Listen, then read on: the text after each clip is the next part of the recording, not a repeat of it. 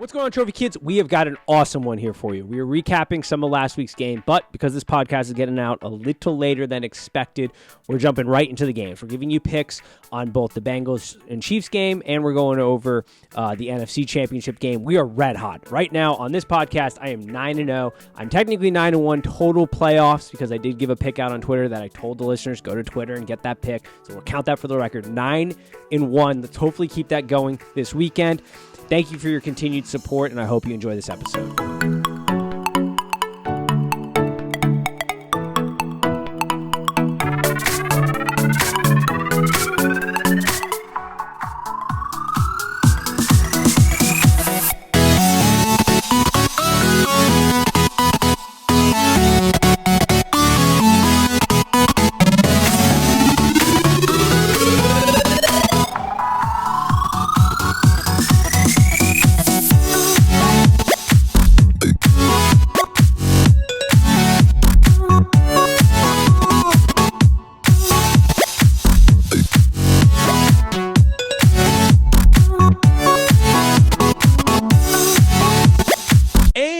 Trophy Kids presented by Bad News Media. It is January 29th. It is conference championship week. We've only got two more of these, and we are on an absolute heater right now. How are you doing today, good sir? I'm fantastic. How are you? Doing better. If we had recorded this earlier in the week, the answer would have been I am currently on a football high from the Bills-Chiefs game, but also wildly depressed from my Buccaneers and the way they did me dirty at the end of the game. So it's gotten better since we recorded this at the end of the week. We'll say that. Yeah. I mean, I don't want to dwell on it, but it definitely, I understand. Like, man, like if you guys just showed up in the beginning, you have that game.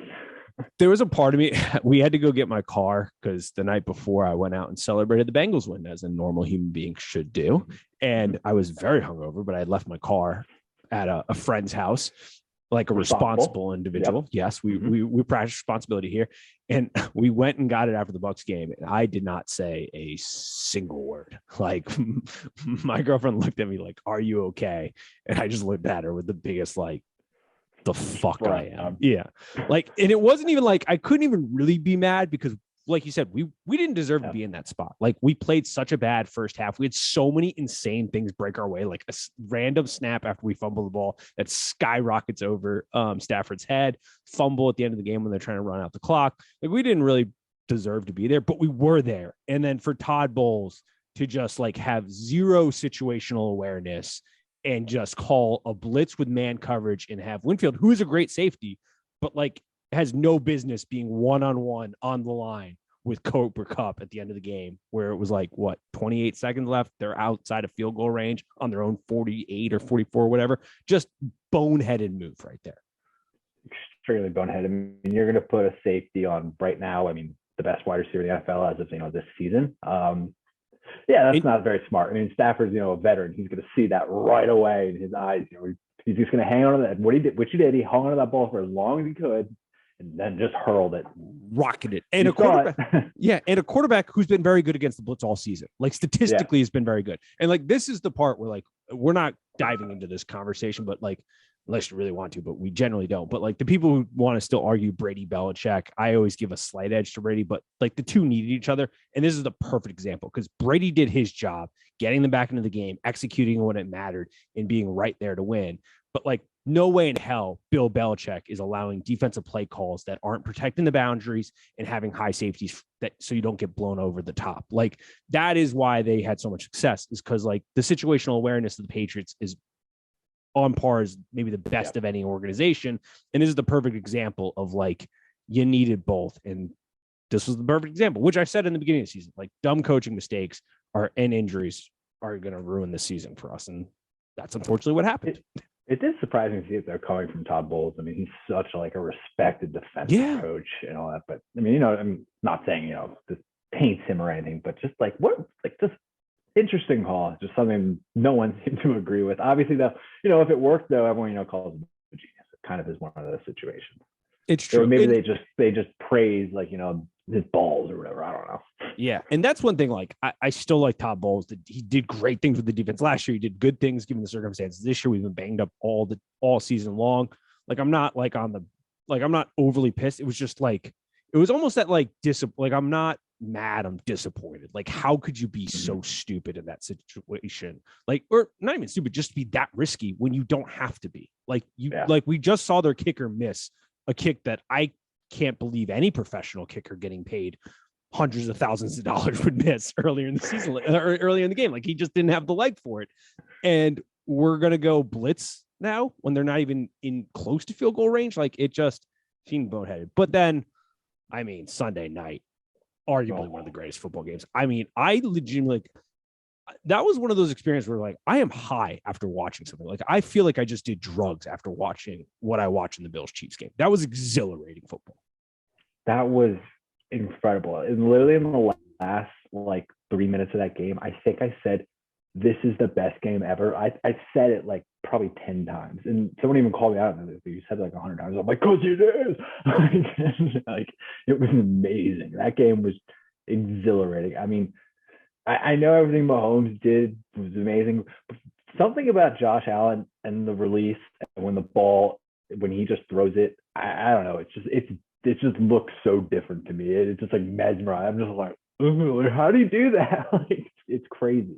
It's insane. And I was listening to an earlier podcast, so I'm not taking this take by any means, but it was the perfect take. Like, Josh Allen is like one of the few quarterbacks where when he throws a deep bomb, the ball never leaves the screen because he doesn't have to put insane loft on it. It just fucking zips across, and it is so fun to watch. And then he's like this powerful runner, like Cam Newton, not as fast and agile, but like that size and power running the ball where he injures players when they try to tackle him. It is awesome to watch. It's so awesome to watch that.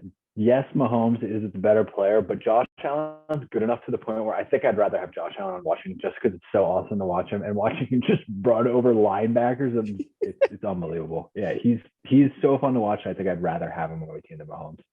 Absolutely incredible. Like, he is so much. And if they build a dome in Buffalo, which I think takes a little away from like the fun of Buffalo, but at the same time, Josh Allen will be unstoppable at home. Like, I don't know how you stop him. The numbers that he would put up would be just ridiculous. Yeah, asinine. Now we'll see. Also, I mean, Daboll's probably going to get a head coaching job if the league is smart. I would be willing to bet enormous sums of money on that. So we'll see who McDermott hires as the OC. That'll be important. But Josh Allen at this point is a franchise quarterback. I think no matter who you handle, it's just the style you play. Do you take your, we're going to say, Lamborghini and drive it at 25 miles per hour, or do you let that thing roar? So, how do you feel about the overtime rules? It's the big debate. I think we're slightly prisoners at the moment, but also it is sort of dumb. Like, I think it's dumb and stupid, but in prisoners of the moment in that game, you're like, God damn it, I wish they had the offense. But generally speaking, I don't necessarily care. I did hear a phenomenal solution, but before I give it out, I wanted to hear your opinion on it.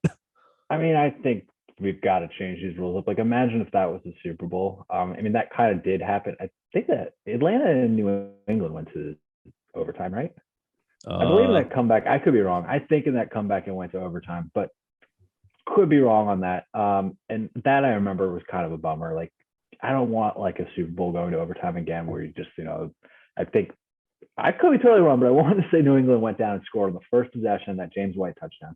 But that to me is just a bummer, and you don't want to see that happen again. And just both teams didn't touch the ball. Like, it's especially in that game, you knew that game, whoever got the ball was winning. No one was stopping anyone. And I don't think people would even care if we kept the rules that are in place right now for the regular season. It's just when you get to the postseason, changing in some format, like getting a rebuttal.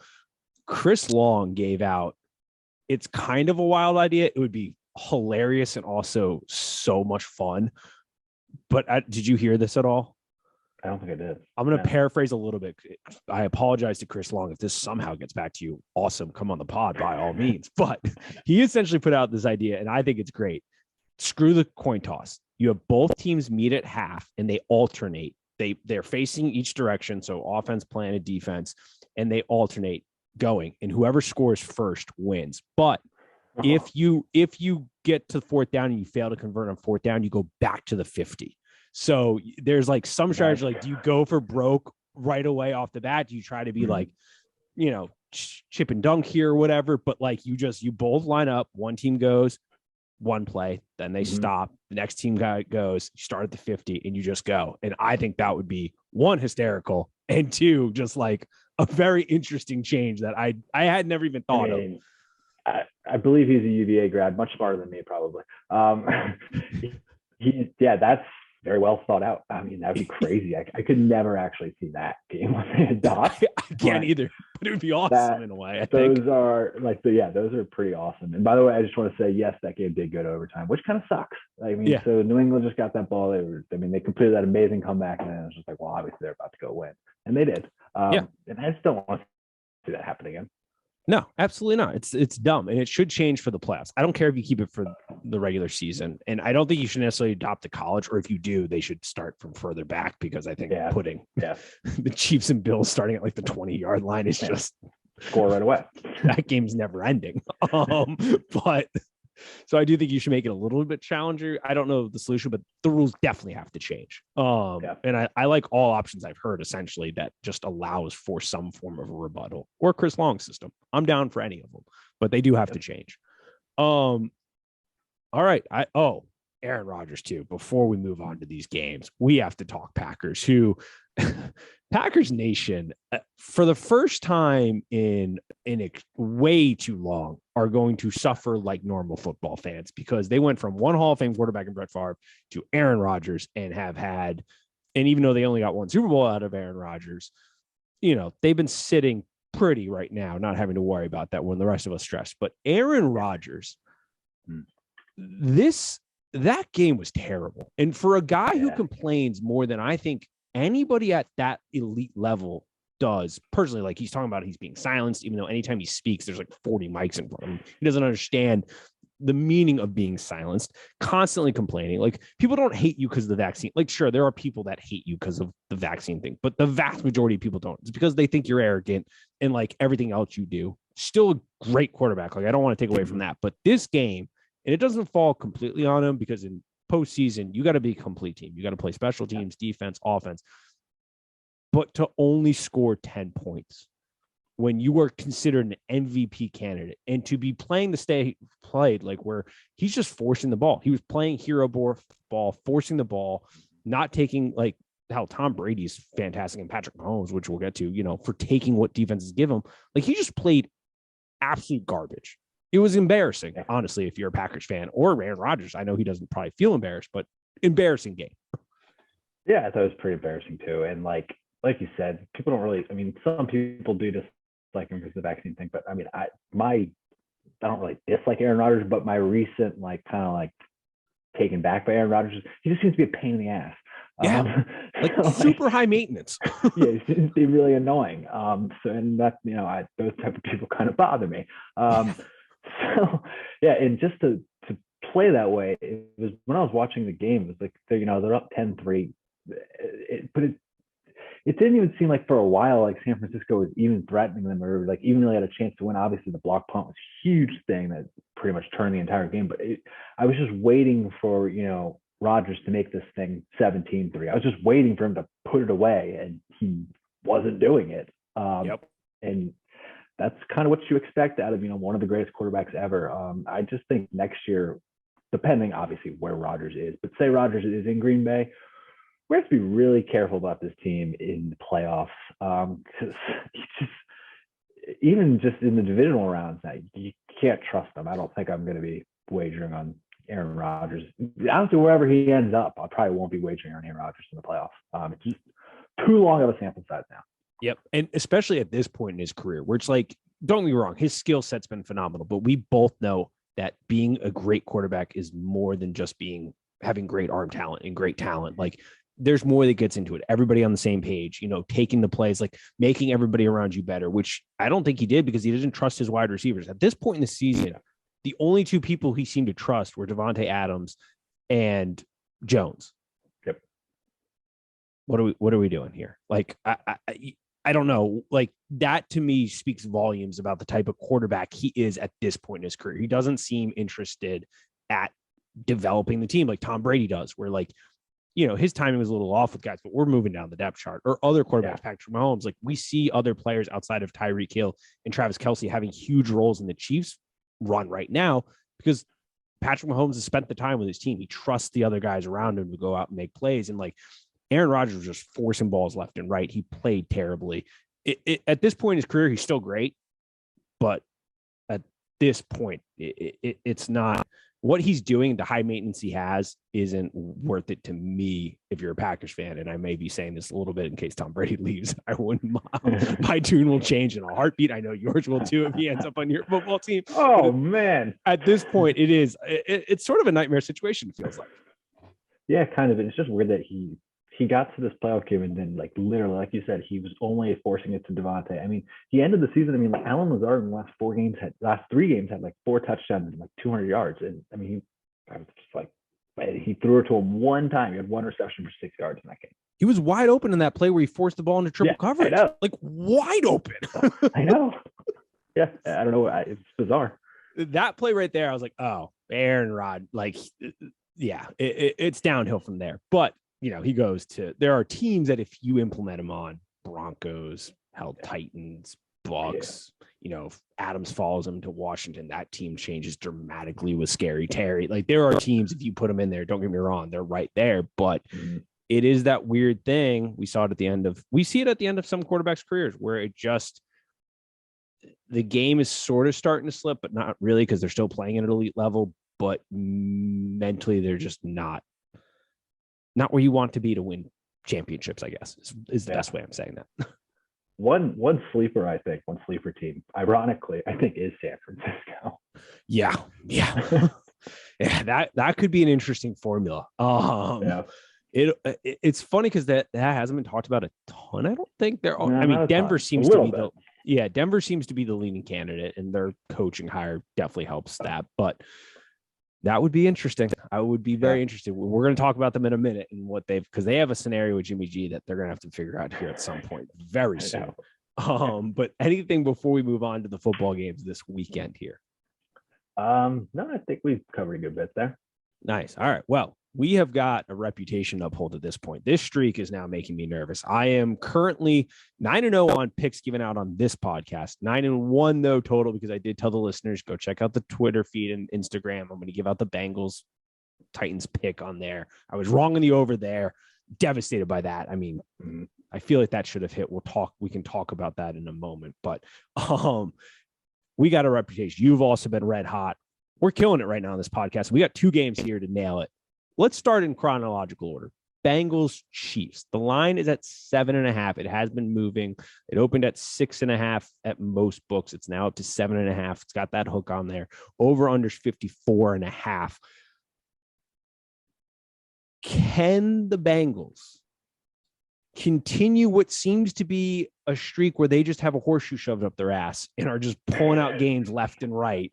Continue that streak against the Chiefs, who are red hot at this point. I mean, they're killing it. Oh yeah. I mean, the Chiefs are on fire. I mean, I would have to assume that, I mean, I know you're in here, you're with me. We all want the Bengals to win. I would assume the majority of America wants the Bengals to win. And at least 4 teams remaining, I think the majority of America is rooting for Cincinnati. I'd agree. I'm a little, I mean, I know Kansas City is red hot, but this spread is kind of big. I like Cincinnati's chances in terms of covering. I don't love their chances in terms of winning the game, but I mean, they have the ability. So I'm not going to pick them to win, but I will pick them in the plus 7.5. I know the past Chiefs, like 6 or 7 Chiefs games have gone over. I guess I'm going to, it's a pretty big number, but I'll stick with the over here because both these offenses are so explosive. I mean, capable. Jamar Chase, I would love for Jamar Chase and Tyreek Hill just to go out and race. Tyreek Hill probably barely win, but I don't know. So we're going to see some huge plays in this game. I don't know. I haven't even looked to see like what a prop bet is for like longest play. I don't even care if it's like 73. Fuck it. Yeah. Take it over. Why not? I mean, who cares? With the way these 2 teams playing and the weapons they have, it's very reasonable that we could see that easily. Yeah. I mean, so that would be a pretty safe bet, I think. I agree. I think there's value there for sure. The Bengals, yeah, like I said, they're just winning games that it feels like, even that Titans game last week, even though Todd Downing as the offensive coordinator for the Titans, I don't know did he just take the bye week off? Like, did he come into the office and study any tape? Like, I don't know what that play calling was. Tannehill, terrible. Mike Vrabel, terrible. Like and even then you still at points were like, I think they're still going to win this game. But then the Bengals came and did Bengals things. And, Joe Burrow's out here with a broken headset calling plays, a man on fire. The first half, Zach Taylor was such a Zach Taylor first half, wasting downs, terrible play calling. Second half, they turned around and started doing things that were beneficial to the Bengals, which you can't have that slow start this week. Obviously, that's like, no shit, Nate. Like the Bengals are going to have to score points because I like almost every over in this game. Like I like the Chiefs team over at 31.5. I like the Bengals team over at 23.5. I like the over at 54.5. Like I'm sort of like, I think there are going to be some points here because I think we can all agree that the Chiefs at some point are going to have a blown coverage. The Bengals are probably going to have a blown coverage. I think when you go back and look at that game previously, that plays to the over's benefit. Like the Chiefs know that the Bengals came back like that against them down 14. So you can't really take your foot off the pedal. So I think, Patrick Mahomes has in this playoffs, to his credit, has played beautifully, but he's not really forcing anything. He's taking what the defense gives him, and that can be a little bit more methodical, but we both know these teams have huge hit potential. I think if you're a Bengals fan, there is some worry. I know people are raving about the defense because of what they did against the Titans, which, like I said, Todd Bowles took off the week of the bye week and didn't come into the office. But that's not to take away from the fact that there was great energy by the Bengals and they loaded the box and they beat up on the Titans and they played great too. Like I don't want to discredit them too much there. But when I go back and look at that Chiefs game, because I did go back and watch it, the Chiefs offensive line was somewhat in disarray. They, at one point they were down both tackles. Tooney was playing left tackle. That's a downgrade now at guard. So you have 3 downgraded offensive linemen. And the Bengals were struggling to get pressure. And this is a defense they spent a lot of money on. This is the 3rd most expensive defensive line, 3rd most expensive secondary in the league right now. So that is a little concerning because I do think you're going to have to get pressure on Mahomes if you want to try to win this game. But we're talking about covering. And I kind of see value here as well in the Bengals. Like I've been a Zach Taylor hater, but it's that kind of like they never seem to be out of the fight. They're a never die team. Joe Burrow is got ice in his veins. I mean, I think this is the reason that America loves this team. They look at Joe Burrow and Jamar Chase and Higgins and Boyd and just the way this offense has this swagger, and it's awesome. Yes.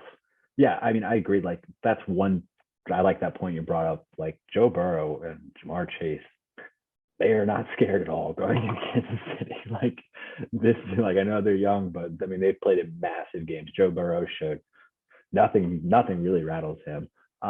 So yeah, I agree. It's just, and you're going to give me 7.5. I mean, you're going to give me an opportunity for like at least for them to backdoor it. I'll take that every time. 100%. And you look at this Bengals offense, they're currently number 1 in the NFL in yards gained through the air, which I don't think is a surprise to anybody. And we know that this Chiefs defense, while they have been playing better, Tyrann Mathieu had a concussion. The defensive line has played hugely since Ingram has come over. We were on that pretty early compared, I think, to most podcasts and media. Like this is a game changer because now you can kick Jones inside.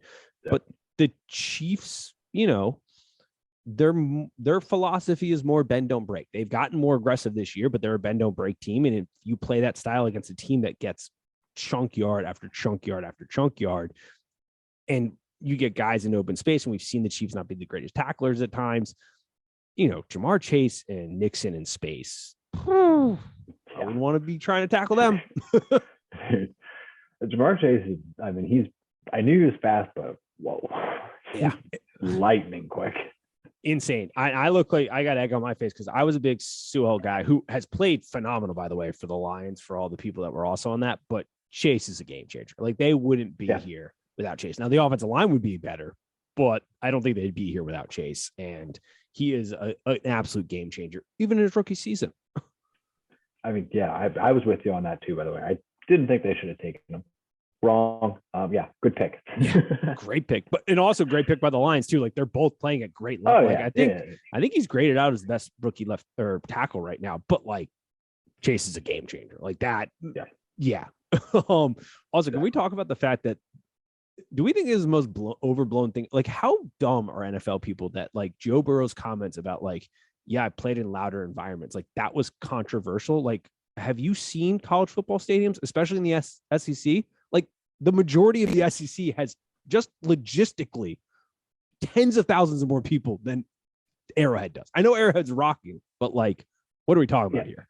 Look, I mean, you're talking about playing in Death Valley at night in Louisiana. I mean, don't get me wrong. I know Missouri. I know they like their alcohol there too. But I mean, these people they get liquored up and loud, and I mean a bunch of college kids. Come on.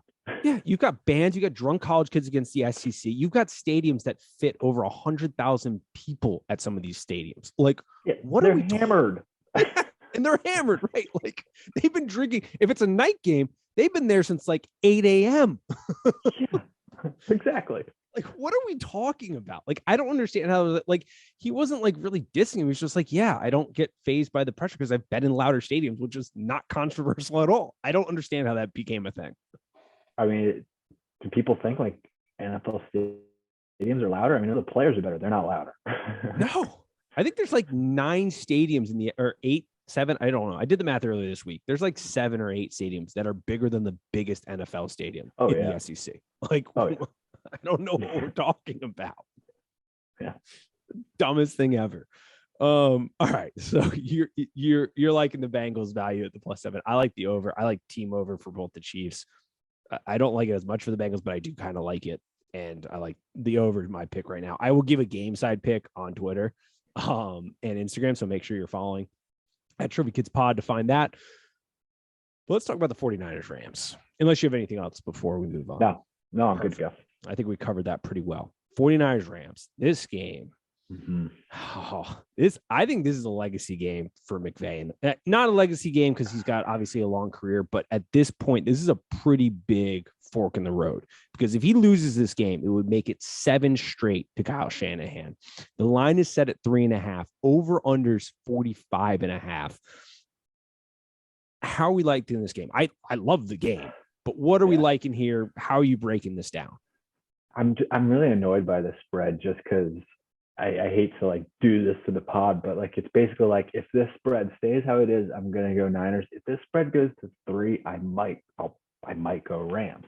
So that's where I'm a little annoyed here. So I probably would be making my wager here on this at like 6:38 Eastern on Sunday.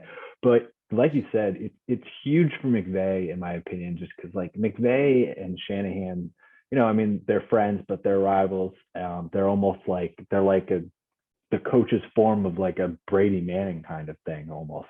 And he's got to beat Shanahan eventually. And what's better time to do it than right here? I just think the Rams are the better team, but for whatever reason, they just can't beat the Niners. But at the same time, it's really hard to beat a team 3 times in one season. So I lean Rams if this spread moves, but I feel like it'll move, but I don't really know. But it's kind of a bad pick, but if it stays at this, I'll probably go Niners. Sorry, not the best analysis there. All good. I like it. That was the thing with the Chiefs thing. Like at 6.5, I like the Chiefs a lot. At 7.5, I think there's some value. I'm not ready to pull the trigger yet on the side in that game, but like that same kind of logic, same thing here. Like 3.5, I think there's value. I think this is a really bad kind of matchup for the Rams potentially. Because to me, the Rams are built for the new age of football. And Kyle Shanahan is very much he does a really great job of blending old school with the new school. He just doesn't have the quarterback to really, I think, maximize it. But it's also hard because like Jimmy G wins him a lot of games, even though he doesn't play very well. And I don't think that's controversial in the least bit, no matter what Jeff Garcia says about Jimmy G's performance. But like, it isn't the best, but like the Rams defense, just like when you look at it logistically, it's built to kind of play against new age offenses. And this is an offense that is sending Trent Williams in motion now. They're playing tight ends and fullbacks at a higher rate than anybody else in the NFL. They play big boy bully football.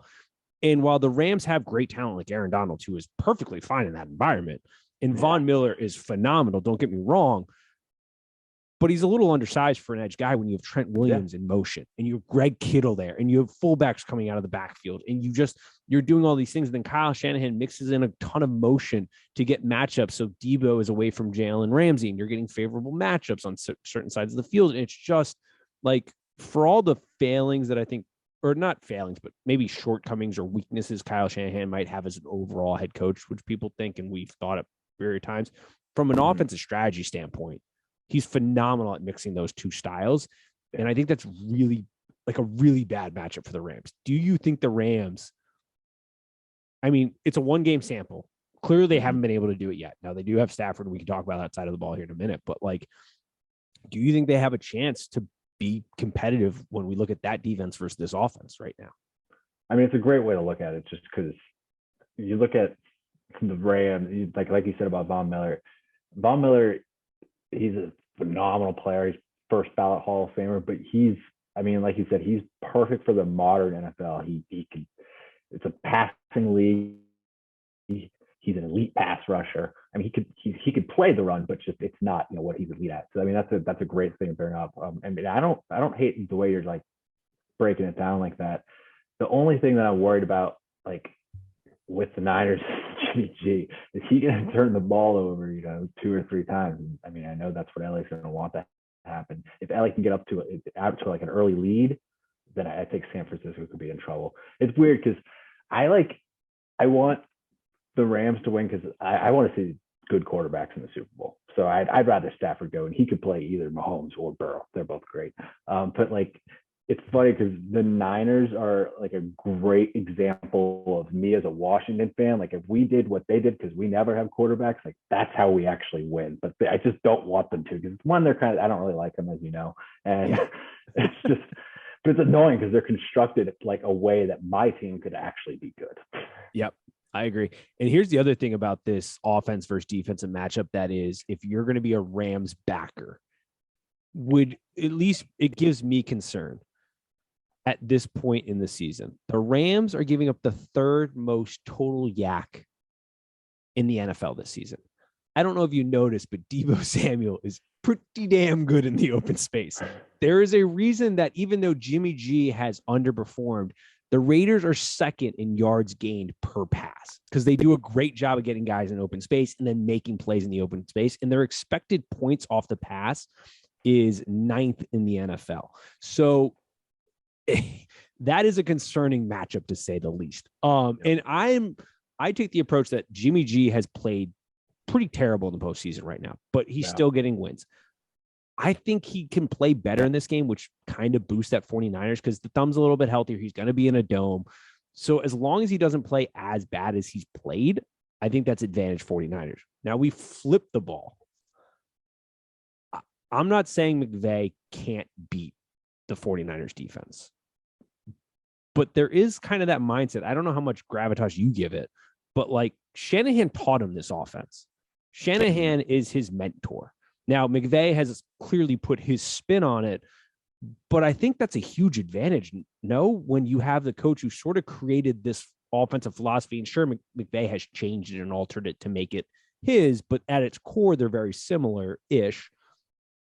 And we've seen that fail. And yes, Goff has been the bulk of that sample size, but even Stafford struggled the first time around because it was a lot of zone. It's not a lot of blitzing. It causes some wrinkles there. Yeah, I agree with you. I do think Shanahan has a big influence on McVay, and this might sound kind of funny, me bringing this up, but you might want to remember that McVay, as an offensive coordinator, was actually under Jay Gruden. So he does have a little bit of Jay Gruden in him, but definitely more, you know, the new age thinking of Shanahan. I do agree. It's just like that offense, it is made for like new age football, and just the way the Niners play. I mean, it's just that old school, just kind of like in your face type play. So I don't know, man. This is a tough game. It is. And I do think the Rams could win here because they are playing at a very high level, but there are things that concern me. Like the fact that the 49ers blitz at the 4th least rate in the NFL. Like they still get pressure. Yeah. And that defensive line, especially in the postseason, has been eating. I mean, they are a bear to deal with. Like they are like you woke a bear during hibernation and they're going to claw your face off good right now. And so that allows you to drop everybody back, not play aggressive man, which Stafford would rather you play man than zone. And so it's just like stylistically, matchups make fights. I agree. I think I'd rather see the Rams because I think Rams versus whoever comes out of the AFC is just a more fun matchup. Yeah. But I look at this and it's like, I get why the Rams have really struggled against the 49ers because everywhere I look, it's like, damn, the 49ers just stylistically, there aren't a lot of teams that really kind of mismatch against the Rams. The Rams match up so well with so many teams, but it feels like this is the team that just matchups terribly against them. Yeah, I mean, the only like real advantage I give to the Rams, and the issue obviously is, you know, how much time Stafford will have, though. I mean, I do think Kupp and Beckham will be able to work their secondary a little bit if Stafford has time. I mean, that's huge. I mean, I actually like Beckham's prop right now is at 52.5. I think, I mean, he has very much solidly put himself in that number 2 role on that offense. In the last 2 games, I believe he's been over 60 yards. So I kind of like him at 52.5. Kupp sitting at 103. I mean, that both games against San Francisco has gone over 100, but I mean, I'm always scared when you go into hundreds in like playoff games. But Debo's at 51.5, and you just bring up the yak factor. I mean, that is tempting. I will say though, if you actually look at his numbers, he's actually of a few props in the playoffs so far. He hasn't had like, you know, like a 100 all-purpose game in the playoffs yet.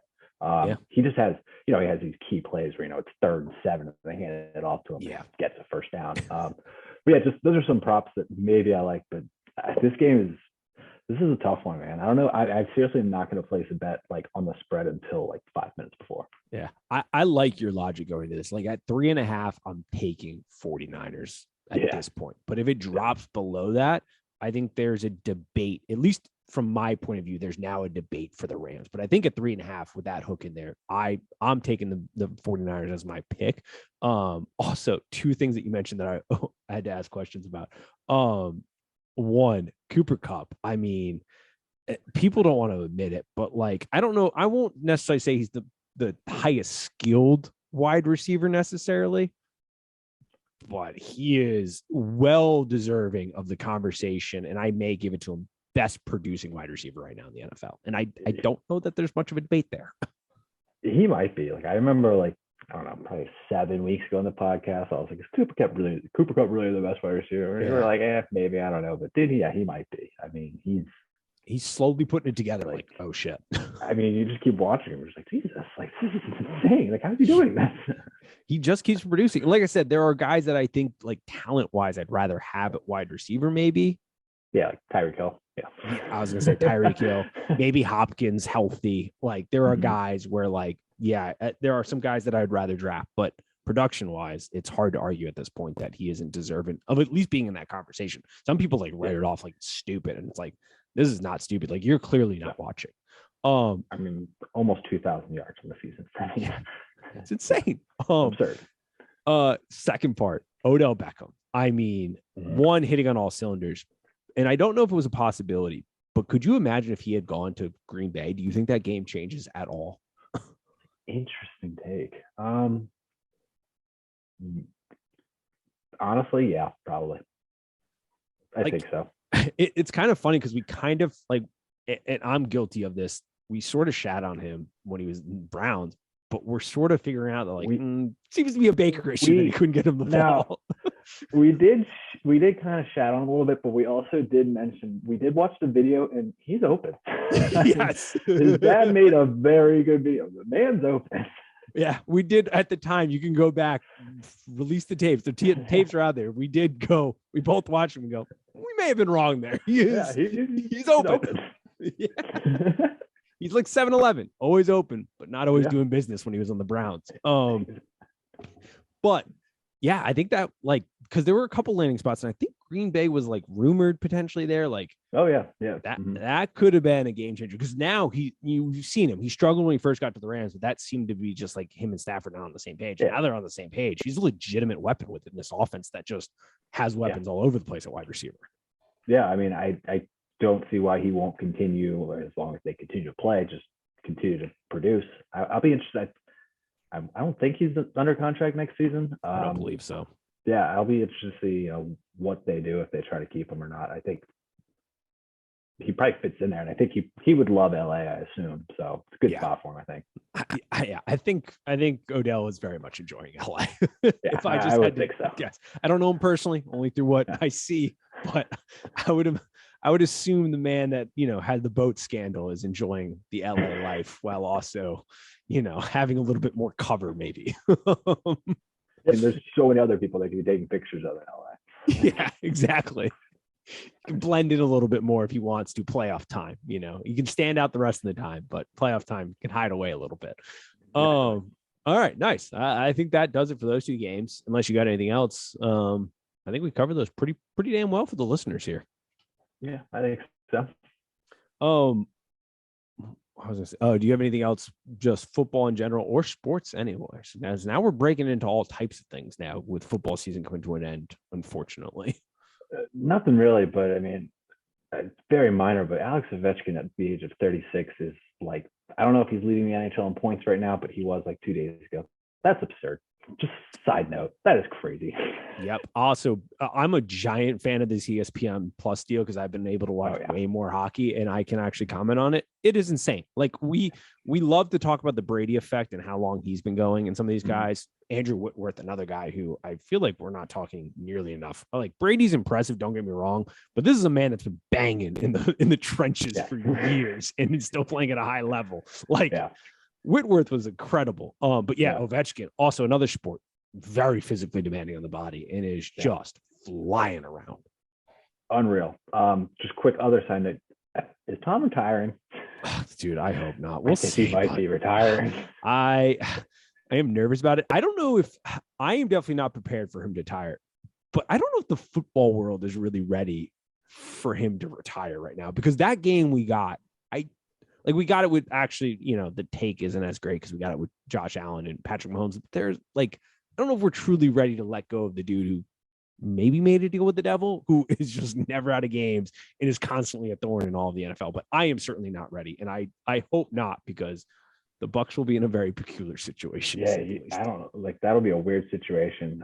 I will say he has always said that he's not going to do a retirement tour, which I can respect. So I think it's got to be a surprise whenever he does it. So hopefully for you, it's not now. I hope one more year. Let's go out high. I think Gronk also probably retiring this offseason. I don't know. Maybe he comes back. I don't have a great feeling about that one. I think that also may tip the scales a little bit. I also think if I'm Tom, it's hard to get into his brain, but if I'm Tom, your life is sweet. Yeah, your life is awesome. Great. But I maybe hang back and see what the Bucs do free agency wise and be like, if you do X, Y, and Z, Leftwich is probably getting a head coaching job. Maybe we'll see, who's the OC we're hiring. I would love Joe Brady, but if Tom says he wants somebody else and he'll stay because of that, hire whoever the hell Tom wants. I don't care if it's his Irish trainer. Yeah. I don't care, and get the players you want, sign them, whatever you got to do it. But, if he does retire, oh man, I hope we make calls to Seattle. I hope we make calls about Aaron Rodgers. I hope we make calls all over the place, because what I do not want to see is Blaine Gabbert or Alex Trask out there with this team next year. I'm just going to say that right now. Just kill me now. Man, could you imagine if that happened? Oh my God. I would have to imagine we have to get night and day. Yeah. Different planets. For 2 years, we've been just the favorite to win the Super Bowl. And now, Blaine Gabbert. Back to business as usual. Dude, so sad to even remotely, especially with the talent we have there. We have the ability to sign whoever we want, bring back whoever we want, essentially. Yeah. But oh man, it's not going to be good. This podcast is going to take a dark turn whatever day that gets announced. Also, you know what, Tom, don't do it to Big Ben. Big Ben, even though he has his off the field issue and maybe isn't, the best quality Big Ben a citizen, give him that year for the Hall. Book yours the next year. Let him have some shine. Let Steeler Nation party. You don't want to create an enemy in Pittsburgh. Don't take over the Hall thing. Come back for another year. That's a fair point. That would just totally trash Big Ben's induction. 2 Super Bowls. Yeah, whatever. Tom's got 7. He's next. Yeah. The man who, like, if you divided his career up into thirds, each third is like a Hall of Fame career in and of itself. Exactly. It's crazy. That is insane. Tom Brady's Tampa career itself, Hall of Fame. Unbelievable. Yeah. Unbelievable. And he's still playing at an elite level. Like the game has not really dropped off. I mean, there were some passes where I was like, what are we doing? But, overall this season, played, still got another year in that arm. Yeah, still got another year. Tom, what do you want? I will try to get it for you. Whatever it is. All right. Well, nice. That's a Ended on a positive note. Yeah, that's a fun note for me to mull over until Sunday when I can drown my sorrows in football. It's gonna be a great weekend of football, but yeah, thanks. Love that. All right. Well, that'll do it for us this week. And as always, peace. And Tom, come back, please.